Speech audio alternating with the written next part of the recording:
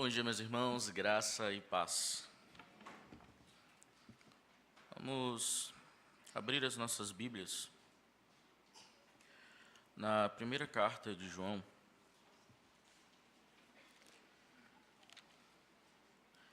capítulo 4,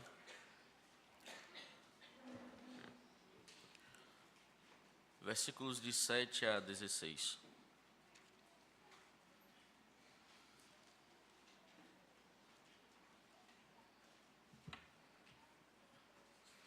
Primeira carta de João, capítulo 4, versículos de 7 a 16.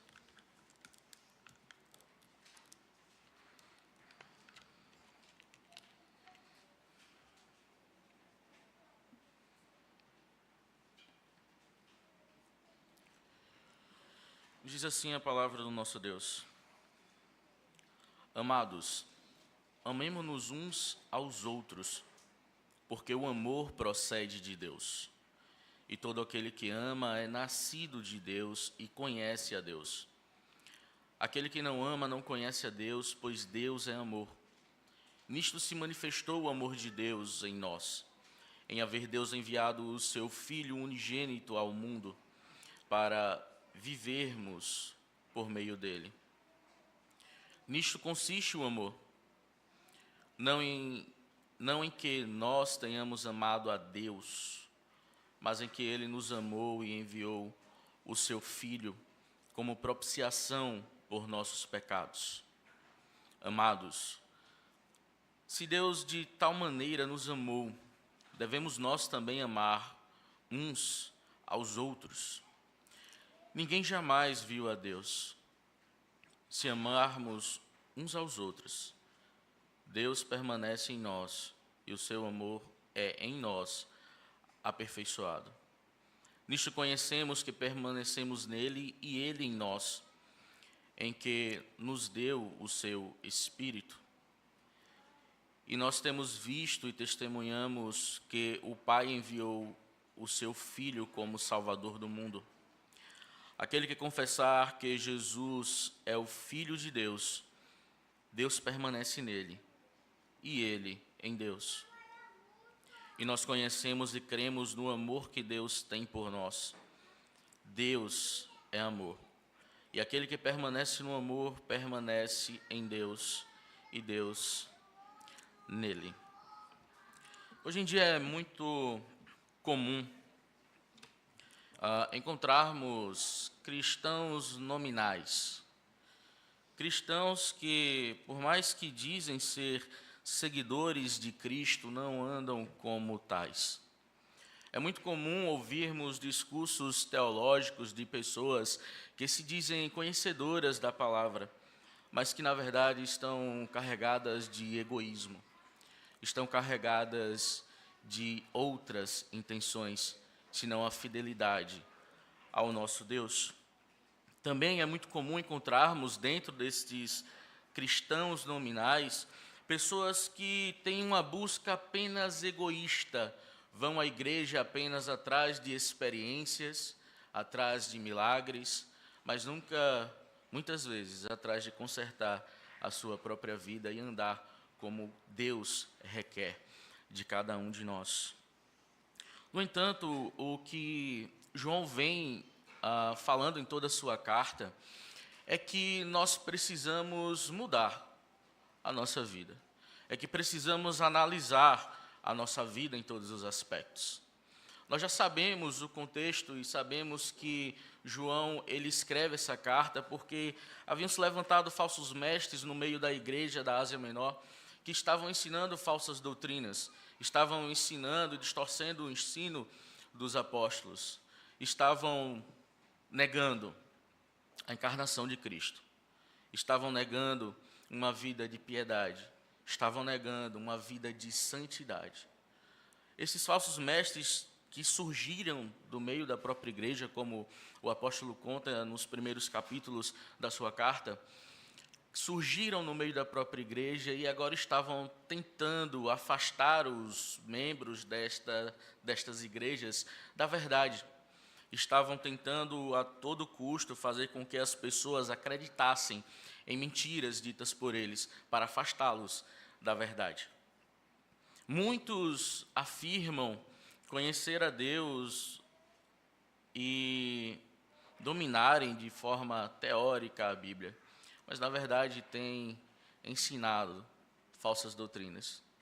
Muitos que têm um olhar de piedade, muitos que têm muitas vezes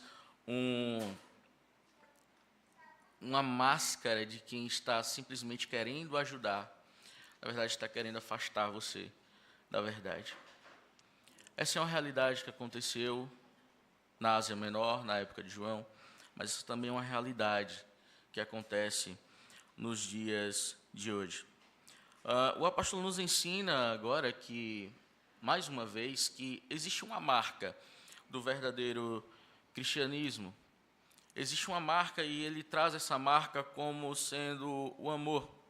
O amor sendo a marca inegociável e a evidência irrefutável e o teste final da verdadeira fé cristã. João demonstra que o amor fraterno, o amor aos irmãos, não é um mero sentimento humano, mas a própria essência do caráter de Deus manifestada na vida do ser humano, na vida de cada crente. A nossa comunhão invisível com Deus, aquela que muitas vezes não pode ser vista a olho nu, ela é comprovada pelo amor visível que temos para com os nossos irmãos. E para entender isso, precisamos entender este amor. E João, ele explica este amor nos versos que lemos. E ao olhar para o texto lido, nós entenderemos como funciona o verdadeiro amor. Entendendo o verdadeiro amor cristão é o tema que iremos trabalhar essa manhã. Em primeiro lugar, para entendermos o verdadeiro amor cristão, precisamos compreender a fonte do verdadeiro amor. A fonte do verdadeiro amor. E João ele é categórico, logo no versículo 7, em dizer que o amor procede de Deus. Todo aquele que ama é nascido de Deus e conhece a Deus. A origem do amor verdadeiro não está na nossa própria capacidade. A origem do amor verdadeiro não está nas nossas intenções, porque nós sabemos que o homem, após a queda, ele é totalmente corrompido. Naturalmente, o amor que naturalmente temos, ele está carregado muitas vezes de egoísmo. Está muitas vezes carregado de intenções que nós não olhamos primeiramente para o outro, mas para nós mesmos. Por isso, o verdadeiro amor que é posto no cristão, ele provém do próprio Deus. Provém do próprio Deus. No versículo 8, João faz uma das declarações mais profundas da Bíblia. E pouquíssimas vezes nós vemos essa expressão sendo dita. Mas aqui João diz assim: Deus é amor. Todo aquele que não ama não conhece a Deus, pois Deus é amor. Essa não é apenas uma descrição do que Deus faz. Essa não é apenas uma descrição de o que Deus faz para conosco, mas um dos seus atributos comunicáveis. Um atributo comunicável são qualidades divinas que Deus compartilha em medida limitada com nós, seres humanos, que reflete o seu caráter. O amor de Deus, então, é um destes atributos. E por causa dessa realidade, então, João estabelece uma lógica muito direta, uma lógica inquebrável. Se Deus é amor, e o cristão foi gerado, é nascido de Deus, então a natureza do Pai deve ser vista no Filho. Nós vemos que João sempre está retornando a esse tema nessa carta. O amor aos irmãos, o amor aos irmãos, o amor aos irmãos. E como nós já vimos, quem diz que conhece a Deus, mas não ama seu irmão, é um mentiroso. A fé sem a prática do amor verdadeiro é uma fé, na verdade, mentirosa, uma fé falsa. A capacidade de amar continuamente identifica o crente e revela que ele verdadeiramente tem o conhecimento de Deus. Se você diz que ama Deus, também deve amar o seu irmão. Nós já vimos também como se dá a prática desse amor. Nós já vimos, inclusive, citamos em uma das oportunidades, o texto de Efésios, onde diz que nós fomos salvos mediante a fé, não por obras. Mas também o mesmo texto diz que as boas obras foram feitas de antemão para que andássemos nelas. O amor cristão, o amor verdadeiro é um amor prático. É justamente a prática das boas obras. Nós vimos também onde Jesus Cristo olha para seus discípulos e diz: porque tive fome, me deste de comer, tive sede, me deste de beber, estive nu e me vestisse, estive preso, enfermo e foste me visitar. Então, ele diz que um dos grupos perguntará ao rei: quando te fizemos essas coisas? Ele diz: quando fizestes a cada um destes meus pequeninos irmãos. Mas também Jesus fala de uma outra realidade, de um outro grupo, que disse: porque me vistes com fome, não me destes de comer, me vistes... Ele repete tudo agora dizendo que não fez, esse grupo não fez. E ele diz que não fez justamente porque não fez também a estes pequeninos. É uma lógica clara. É uma lógica clara. Se nós somos filhos de Deus e nós somos irmãos em Cristo Jesus, precisamos atentar para as necessidades uns dos outros. Mas não apenas as necessidades físicas. Não apenas as necessidades físicas. Se você se lembra do sermão do domingo passado, infelizmente fui impedido de vir por causa da chuva, mas acompanhei. Se você se lembra do sermão do domingo passado, você vai ver que uma das práticas do amor é justamente o discipulado. Porque você se importa com a vida espiritual do seu irmão. Porque a palavra de Deus também nos diz que devemos exortar uns aos outros. Se você diz que ama seu irmão, e você entende que a fonte do amor é o próprio Deus, você precisa obedecer o que Deus revela em sua palavra. Porque toda a revelação do amor de Deus, nós podemos conhecer através da sua palavra. Tudo o que Deus caracteriza como amor cristão, nós conseguimos entender mediante a sua palavra. Tudo aquilo que você olha para seu irmão, a fim de ajudá-lo, seja física, financeira ou espiritualmente, você deve fazer de acordo com o que a palavra de Deus diz. Em contraste com aquele que não ama, não importa o quão religioso ele pareça ser, não importa quão piedoso ele pareça ser, ele sempre irá revelar que nunca conheceu a Deus, que nunca conheceu a Deus. Porque o seu amor, como já disse, vai estar carregado de egoísmo, afetos simplesmente humanos. Não irá se importar verdadeiramente com a vida do irmão. E o interessante é que, ao falar sobre essa relação indissociável entre uma fé autêntica e o amor, o reformador João Calvino, comentando esse texto, ele diz que é o mesmo que tentar separar o calor da luz do sol. Não tem como separar. Não tem como você dizer que tem fé se você não entende a fonte dessa fé. Não adianta você dizer que ama seu irmão se você não entende a fonte desse amor. Da mesma forma, não adianta você dizer que tem fé se você não tem obras. Não adianta você dizer que tem fé e você não praticar aquilo que é determinado, que é decretado pelo próprio Deus nas Sagradas Escrituras. Tiago mesmo diz que Você pode dizer que tem fé, mas você não tem obras, então mostre-me essa fé sem obras. E ele diz que através das obras eu demonstrarei a fé que eu tenho, parafraseando o texto. Qual a demonstração da fé de um crente? João diz, a prática do amor. A prática do verdadeiro amor. O amor humano, propriamente dito, natural, ele é totalmente desconectado de Deus. E é frequentemente marcado pelo egoísmo.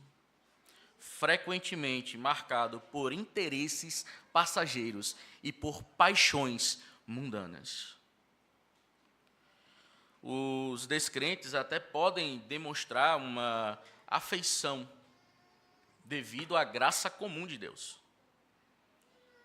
Podem sim até fazer o bem devido à graça comum de Deus. Mas o amor que suporta ofensas, o amor que verdadeiramente perdoa o ofensor, o amor que se sacrifica pelo outro, o amor que olha para as necessidades do irmão e faz algo, não é aquele apenas que diz eu vou orar por você, mas que se movimenta, que pratica o amor com seus braços, com as suas pernas, com suas finanças, com seu tempo. Este amor sacrificial, ele só pode existir em um coração que já foi alcançado pelo amor divino. Pelo coração que já foi alcançado pela fonte do verdadeiro amor. Esse amor só poderá ser praticado verdadeiramente por aquele que foi convertido pelo próprio Deus, que foi regenerado pelo próprio Deus. Agora que sabemos qual é a fonte do verdadeiro amor, e sabemos que a fonte desse verdadeiro amor é o próprio Deus, porque Deus é amor, como esse amor se tornou acessível a nós? João ensina que o amor ele não ficou restrito ao reino celestial, mas irrompeu toda a história humana de forma visível. E agora nós podemos ver a manifestação do verdadeiro amor. Versículo 9.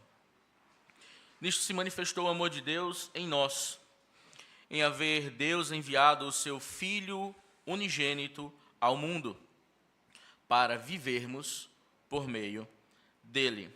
A grandeza suprema desse amor, a revelação máxima desse amor divino, é Jesus Cristo.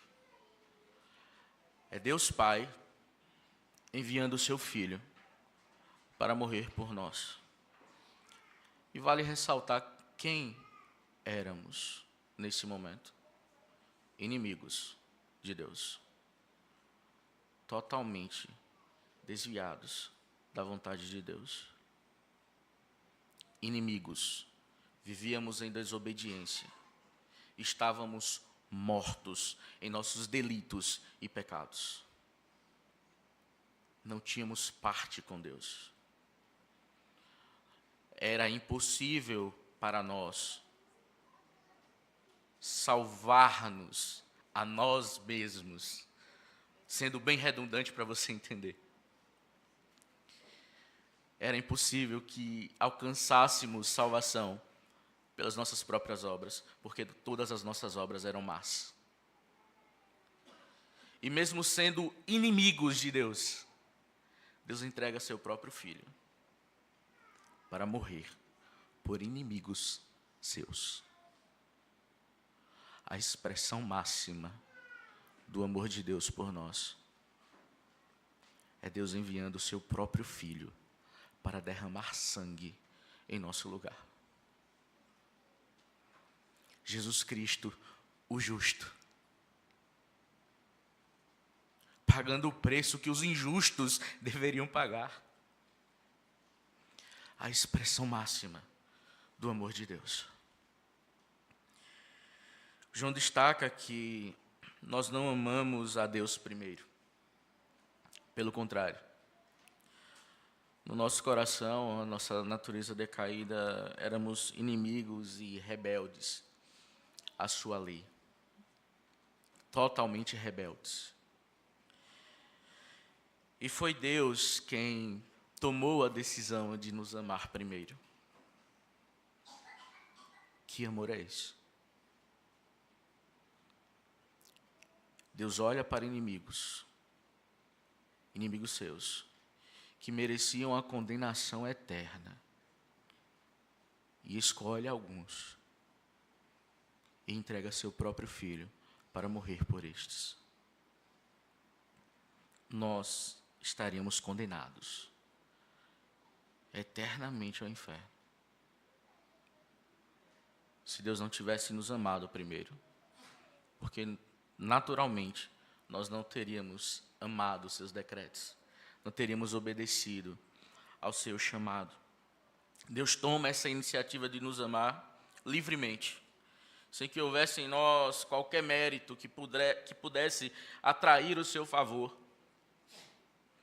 Deus manifesta o seu amor em Jesus Cristo sem que, ao olhar para nós, encontrasse algum motivo para isso. Não tinha nenhum motivo. Não tinha nada em nós que dissesse assim, vale a pena eu fazer isso. Não tinha. E Ele livremente faz essa escolha. A manifestação desse amor exigiu um preço altíssimo. Para que Deus manifestasse, Ele sendo a fonte do amor, manifestasse esse amor em nós, exigiu um preço altíssimo. Exigiu o sangue do seu próprio filho. Exigiu a morte do seu próprio filho. Exigiu a vida do seu próprio filho. E ao olhar para esse sacrifício, ao olhar para como Jesus ele é enviado não para ser um professor moral, alguém, um exemplo simplesmente para ser seguido, mas como a propiciação pelos nossos pecados, como sendo aquele que aplacaria a ira divina sobre nós, aquele que pagaria toda a nossa dívida diante de Deus.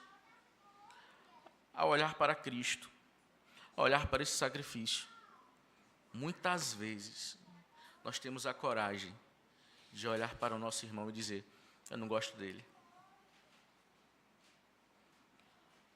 Mesmo sabendo da realidade deste amor, mesmo entendendo toda a manifestação deste amor, nós temos ainda coragem de, muitas vezes, odiar o nosso próprio irmão. Irmão esse pelo qual Jesus Cristo derramou sangue. Muitas vezes olhamos para a falha dos outros e não olhamos para dentro de nós mesmos. Somos muito rápidos em identificar a falha dos outros. Muito rápidos em identificar o pecado do outro. Mas nunca o nosso. Precisamos olhar e entender a fonte desse amor. Precisamos olhar e entender a manifestação desse amor. Precisamos entender o que significa ser propiciação. Precisamos entender que é um sacrifício expiatório, que remove totalmente a nossa culpa, que remove totalmente, aplaca a ira divina, a ira de Deus, a ira justa de Deus contra o pecado, contra o nosso pecado. Jesus Cristo levou tudo isso em nosso lugar. Jesus Cristo bebeu o cálice da ira de Deus sem mistura, para que hoje pudéssemos, aqui em vida, tomar desse cálice com mistura. Não mais o cálice da ira de Deus, mas o sangue de Cristo, que é derramado sobre as nossas vidas, para experimentar a graça de Deus que é derramada sobre nós, através do sangue de Cristo. E todas as vezes que você cear, você precisa se lembrar disso. Todas as vezes que você ver a mesa posta, você precisa se lembrar disso. Você precisa se lembrar que o sangue foi derramado por sua culpa, por minha culpa, por nossa culpa. Mas ao mesmo tempo ter um coração agradecido. Porque sem que esse amor fosse manifestado através de Jesus Cristo, nós não teríamos salvação. Não teríamos salvação. Precisamos entender que, por causa de um homem, o pecado entra no mundo. E com o pecado a morte. E também que através de um homem justo, totalmente justo, é que a graça foi nos dada.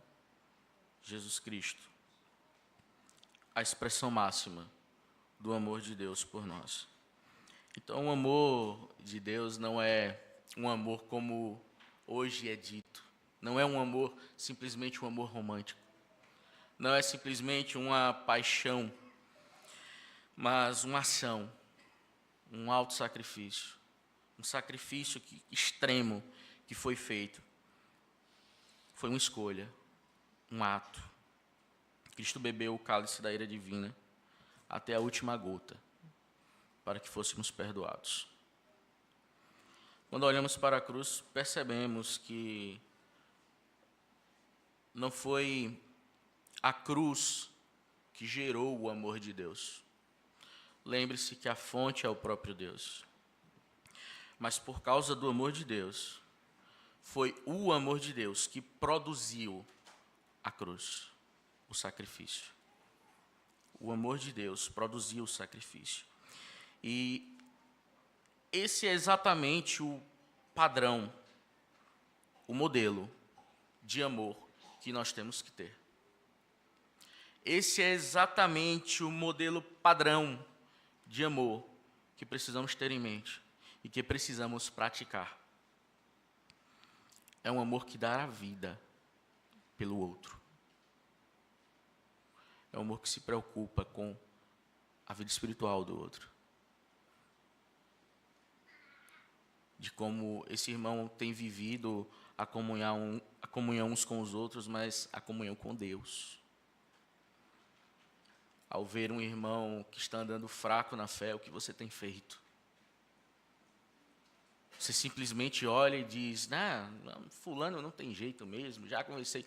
Ou você tem acompanhado, ou você tem se dedicado tempo para esse irmão. Tem exortado na palavra esse irmão. O que você tem feito? O pastor Augusto, ele citou uma frase de João Petrocelli. Interessante que eu estou lendo esse livro agora.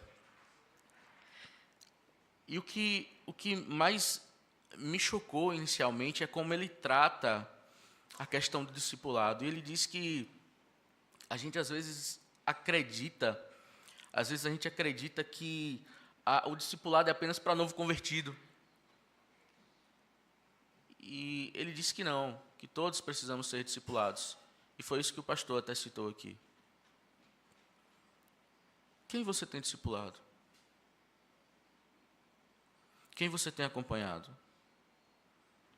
Mas nós temos uma classe de integração. Nós temos uma classe, se você preferir o nome, catecumenato, para preparar novos cristãos para serem batizados e poder ser membro da igreja e tomar a Santa Ceia. Não é só sobre isso. Porque todos os dias haverão dúvidas. Todos os dias, muitos entre nós poderão cair em pecado. E irão cair em pecado. E você tem exortado? Você tem orientado o seu irmão? Você tem olhado para a vida do seu irmão, não com aquele olhar de câmera de segurança só para falar da vida, mas com olhar de preocupação, como um pai tem para com um filho. A mesma preocupação que o próprio Cristo tem com sua igreja. E que a sua igreja seja santa. que você tem feito ao entender a manifestação desse amor sacrificial? Nisto consiste o amor. Não em que nós temos amado a Deus, mas que Ele nos amou e enviou o seu Filho, para que fôssemos perdoados e andássemos como Ele quer que andemos. Primeiro para entender o verdadeiro amor, precisamos entender a fonte do verdadeiro amor, e nós já sabemos que a fonte do verdadeiro amor é o próprio Deus. Precisamos entender a manifestação desse amor. E todos nós já entendemos que a manifestação desse amor é o próprio Jesus Cristo. Mas ao falar sobre a fonte e a manifestação, João dá uma breve pausa no tema comportamental de amar o irmão, para trazer algo profundamente íntimo. Como podemos ter a certeza que fomos alcançados por esse amor? Como podemos ter a certeza de que o amor divino nos alcançou? O apóstolo introduz o grandioso conceito da permanência mútua. Já havia falado sobre isso na sua carta, de permanecermos em Deus e Deus em nós. Essa união relacional onde Deus passa a habitar em nós e nós nele, essa habitação mútua. João agora fala sobre a garantia desse verdadeiro amor. E a resposta está nos versículos 12 e 13. Ninguém jamais viu a Deus. Se amarmos uns aos outros, Deus permanece em nós e o seu amor é em nós aperfeiçoado. Nisto conhecemos que permanecemos nele e ele em nós, em que nos deu o seu Espírito. A garantia de que estamos verdadeiramente unidos com Deus não provém de experiências espirituais que você possa buscar de alguma forma, ou delírios místicos, ou conhecimento secreto, como alegavam os gnósticos da época, mas da dádiva real do Espírito Santo. Quanto reformados, nós entendemos que o batismo com o Espírito Santo acontece no ato da conversão, onde o Espírito Santo começa a habitar no crente. A evidência do batismo do Espírito Santo, diferente do que os nossos irmãos pentecostais acreditam, não é o falar em línguas, não é você ter manifestações emocionais no culto, não. Mas é uma vida prática, diária, da prática do verdadeiro amor, da prática daquilo que Deus decreta para que vivamos. O Espírito passa a habitar no crente e nele permanece, iluminando a sua mente para a verdade, para entender a palavra de Deus e para produzir frutos de amor, frutos do Espírito, para produzir frutos. É interessante como essa figura do produzir frutos está sempre presente na Bíblia. Nós lembramos muito bem, não é? A árvore boa produz bons frutos. A árvore má produz maus frutos. E esta de nada serve, a não ser para ser cortada e ser lançada no fogo. Quais frutos de amor você tem produzido? Quais frutos são vistos em você? Que árvore você está sendo? Qual árvore você está sendo? Como você tem entendido essa garantia de que o Espírito Santo permanece em você? Você tem vivido uma vida deliberada no pecado, ou todas as vezes que você cai, você para, pensa, reflete e muda. Você continua vivendo no mesmo pecado, tem o pecadinho de estimação alimentando todos os dias, ou você tem se arrependido e o Espírito Santo tem incomodado o seu coração, tem te mostrado o teu pecado, mostrado a realidade do teu coração, e você tem mudado. O que você tem feito? Ou você simplesmente fecha os olhos, fecha os ouvidos e faz de conta que você não está ouvindo? Como muitas vezes uma criança mimada e birrenta, que os pais estão falando e ela tapa os ouvidos e fica lá, não estou te ouvindo. O que você tem feito? Porque se você realmente é um cristão, que foi regenerado, que recebeu uma nova vida, que é nascido de Deus, você deve dar ouvidos ao que o Espírito diz. O Espírito fala através da palavra de Deus. O Espírito te convence do teu pecado, te convence da justiça, te convence do juízo. O Espírito Santo te lembra todos os dias de quem você era e de quem você é.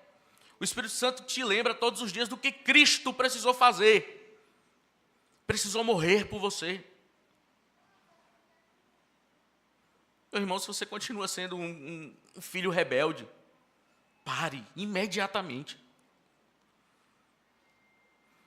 Se você continua sendo um filho que não dá ouvidos ao pai, pare imediatamente.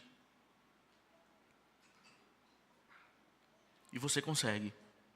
Eu não consigo largar. Você consegue. Cristo te dá essa garantia. Cristo te dá essa garantia. O próprio João diz àqueles irmãos, nossos irmãos, e diz a nós hoje, que já venceste os falsos mestres. Falsos mestres esses que são identificados como usados pelo espírito do anticristo.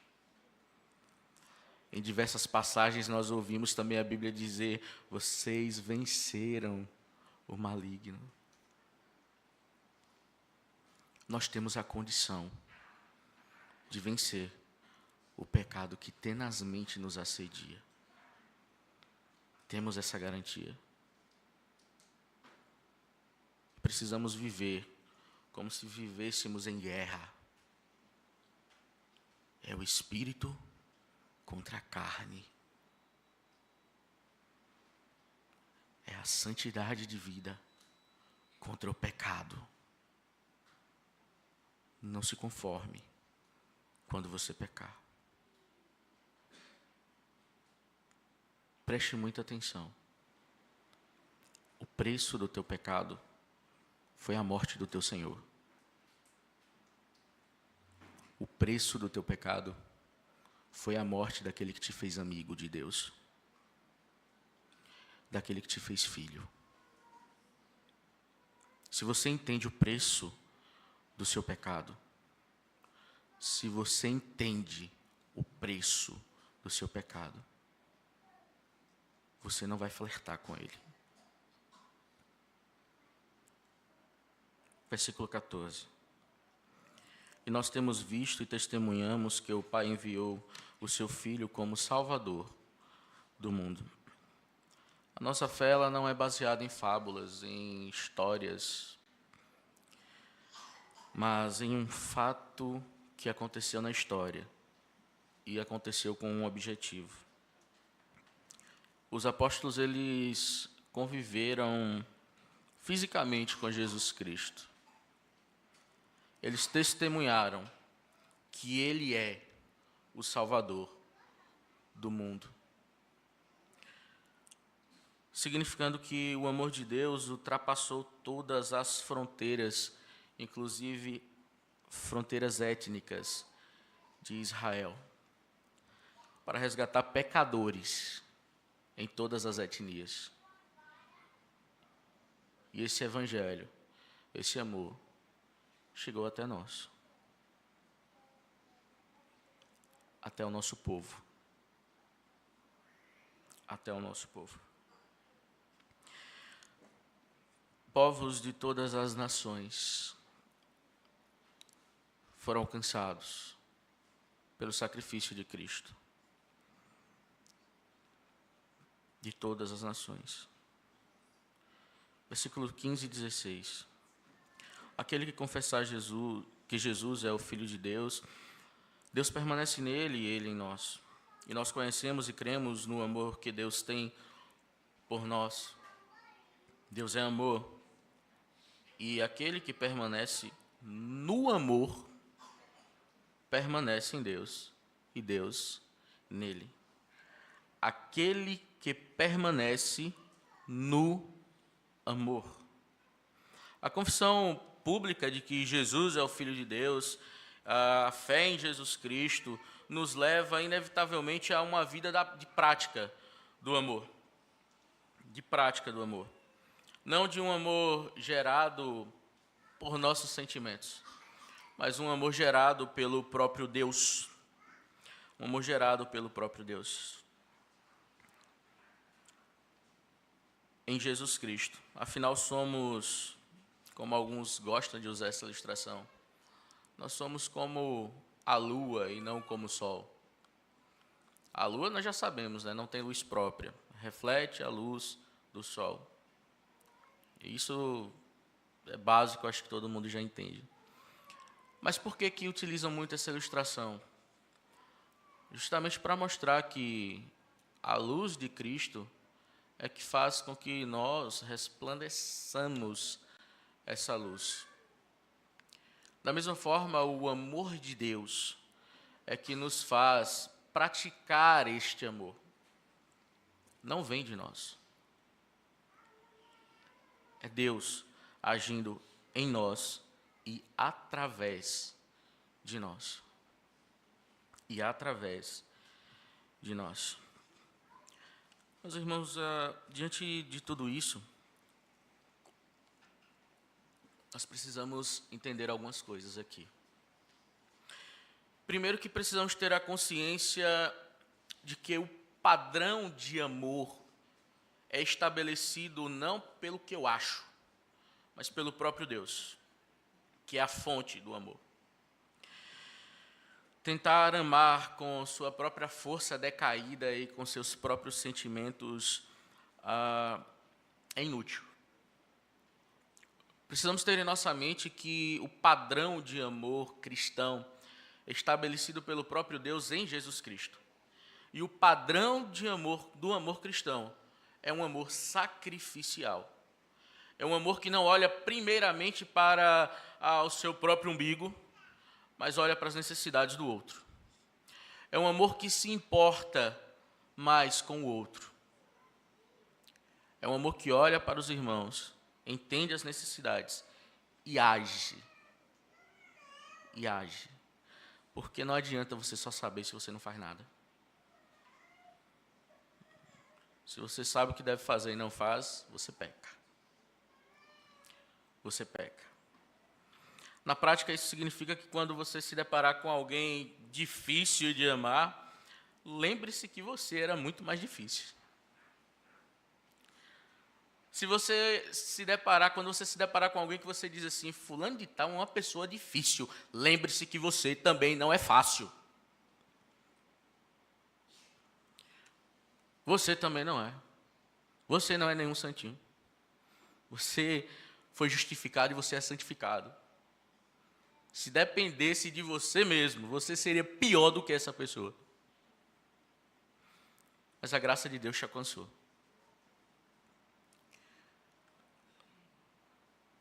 Se um familiar te feriu, perdoe. Perdoe.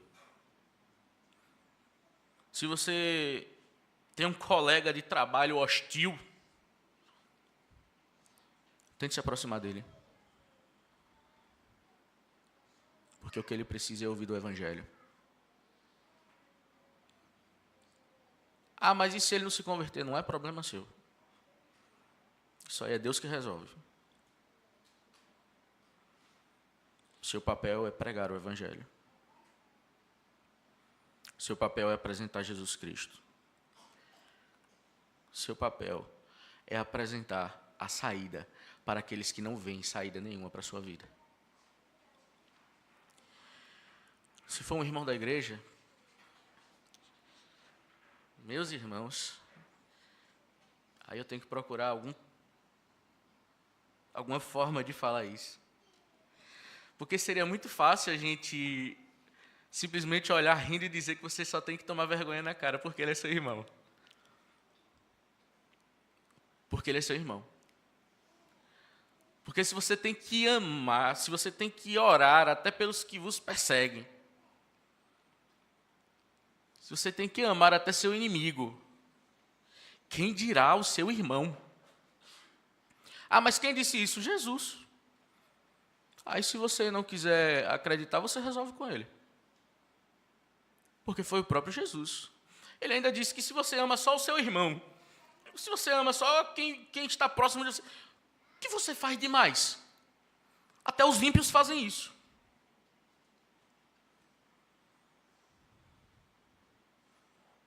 Meus irmãos, ter ódio por um irmão em Cristo é inaceitável. É inaceitável. Você não olhar para as necessidades do teu irmão é inaceitável. Partindo do ponto que você precisa até olhar para aqueles que são inimigos teus, aqueles colegas de trabalho que são hostis, aquele familiar que é hostil, aquele seu vizinho que é hostil. Você tem que olhar para estes com olhar de misericórdia, você tem que apresentar uma saída, você tem que, se possível, ajudá-lo no que for necessário. Imagine o seu irmão.